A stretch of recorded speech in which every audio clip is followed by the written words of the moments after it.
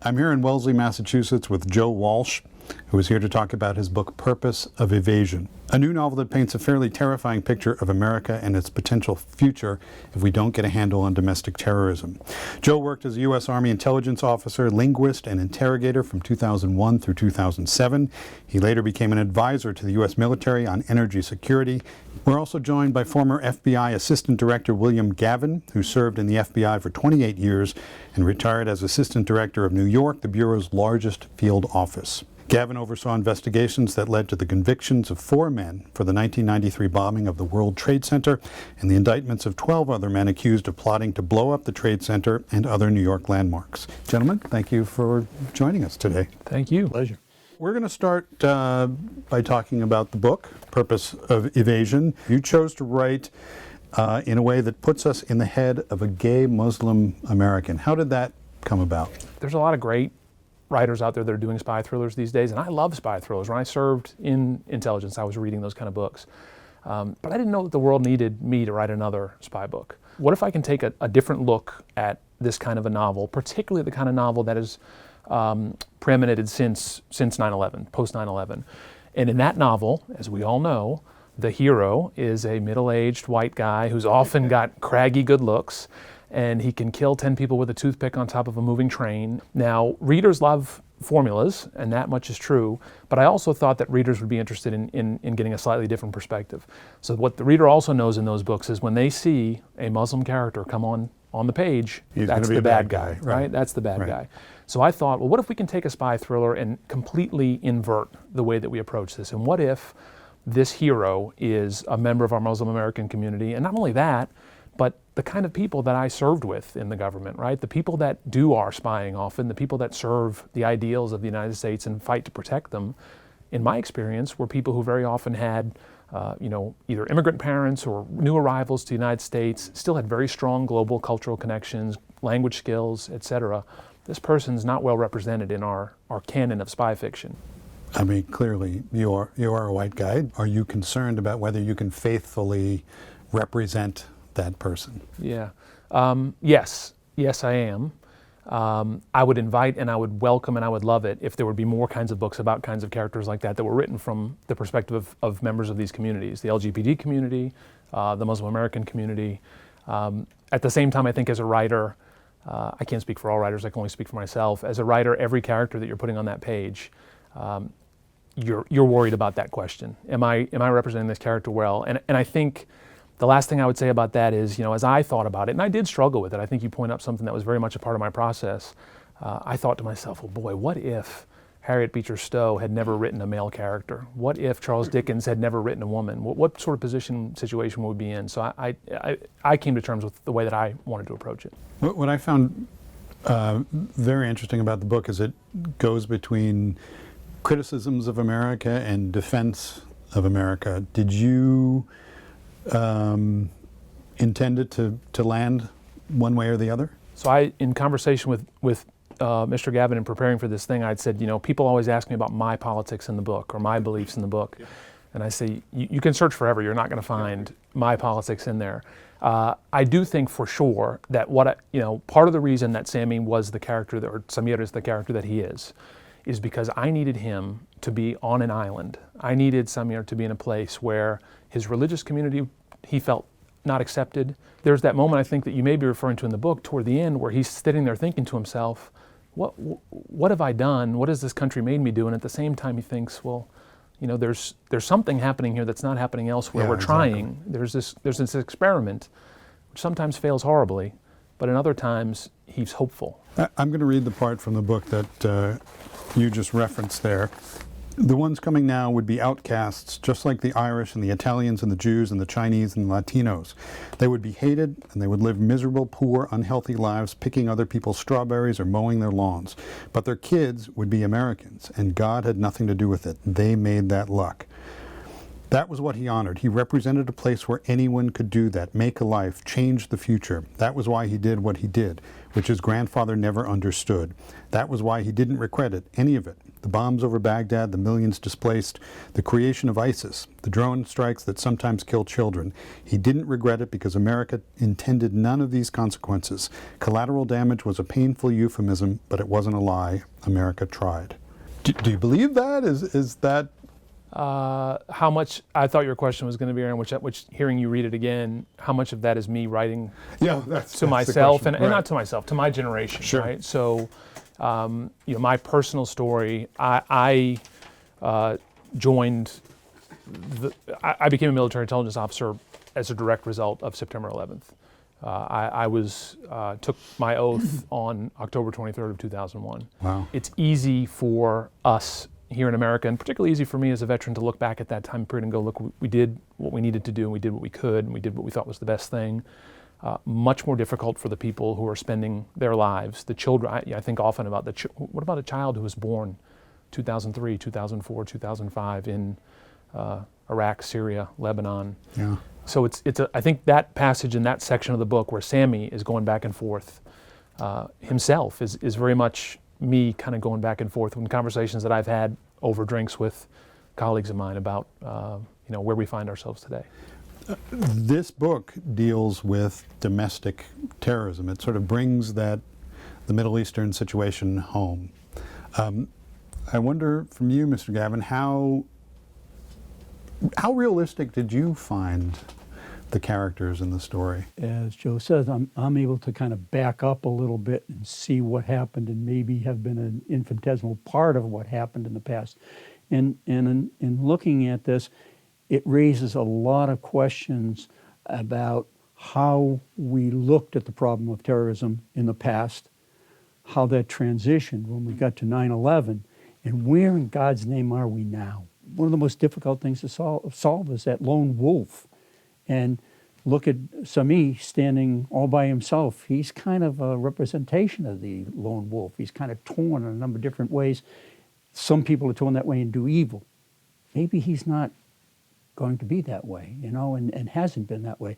There's a really interesting part at the end where Sammy is in California in Santa Monica, and he looks around and kind of says, "Oh my God, the entire country is a soft target." It's kind of terrifying, right? That, with all due respect, we're hoping people like you keep us safe. It is terrifying, but I think it's not just one group of people. I think it's all of us have to keep each other safe. The intelligence gatherers, the law enforcement people, and the ordinary American. That's where you're going to come down to the resolution of how you identify that lone wolf. Are American officials, this is a question for both of you, doing a good enough job letting people know that they help each other? I mean, the irony of the situation now is there seems to be a cleavage in the country, even as you say, we need to protect each other. What no one wants to hear is that, as Mr. Gavin just pointed out, a lone wolf, and we're seeing more so-called lone wolf, we're seeing more inspired lone wolf terrorist acts in the United States. Those are often taking the shape of mass shootings. A lone wolf attack is very, very difficult for the law enforcement or intelligence community to stop. Since 9/11, so much of our focus shifted to that transnational big game threat, right? What the so-called 1% doctrine, right? 1% chance of something very catastrophic happening. What the book is about, and what I want to call people's attention to, is that some of the things that we learned in that process were these organized terrorist groups are really frightening when they're capable, embedded, culturally aware, freedom of movement, language skills. Well, such groups exist in the United States. Such groups have existed in the United States for a long time. And I think as America, we need to be very aware that the trend that we're seeing around the world in the rise of nationalist fervor, those are kind of attacks that we should be focusing on. And a lot of law enforcement agencies are doing a really good job, but it is concerning to look at the National Counterterrorism Strategy that was released in October of 2018 and see 38 pages about transnational Salafi jihadist groups and one line about far-right nationalists. I think we're missing some of what the real frightening threat should be for Americans. Why are American officials not listening to what Joe is saying? Well, I think that there is a degree of recognition, but they somehow are encumbered by so many external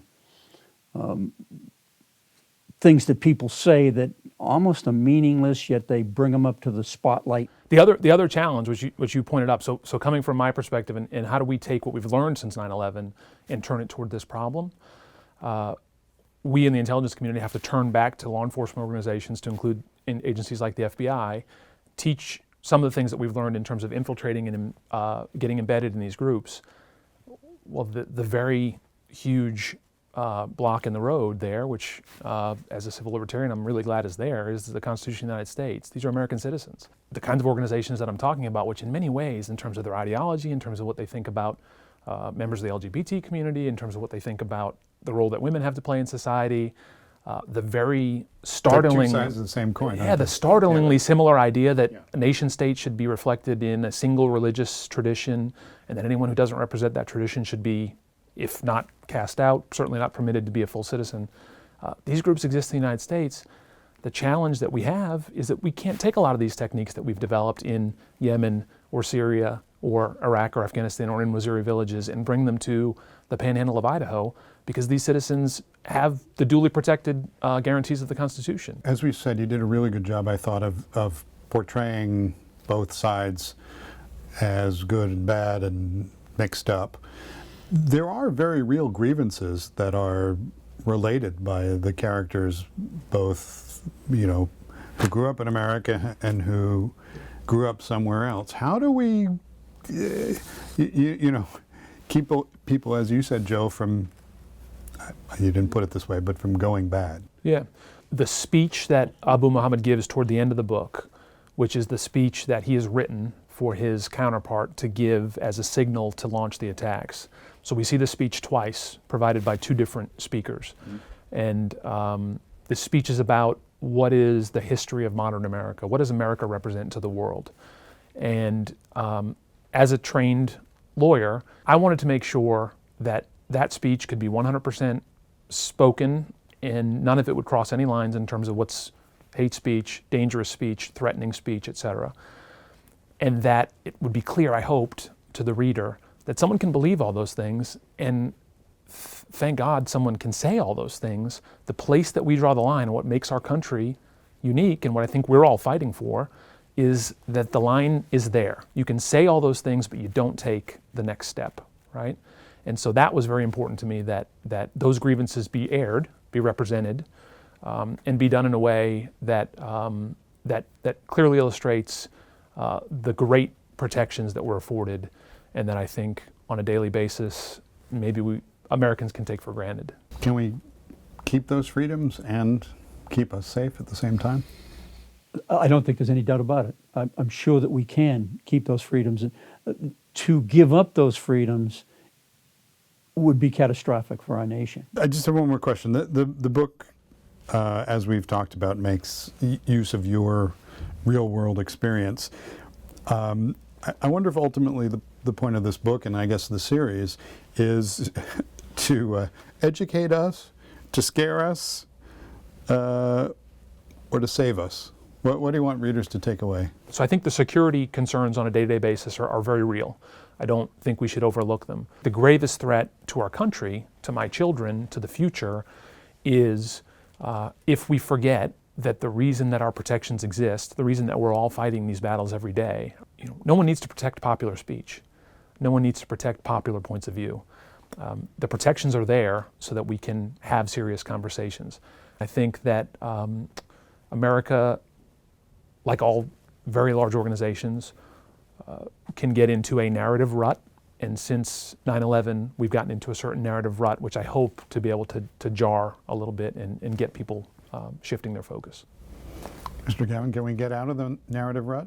Oh, sure. I'm sure we can get out of the narrative, right? But what Joe says is absolutely true. We need to change things a little bit. And what he's done with this book is get people to look at a wonderful story but also to get them to think outside the box. So when you say, is it to frighten people? Is it to fire people? It's all of the above. It has to be all of them in order to get the job done. Okay. Thank you, gentlemen, very much. Thank you. Thanks.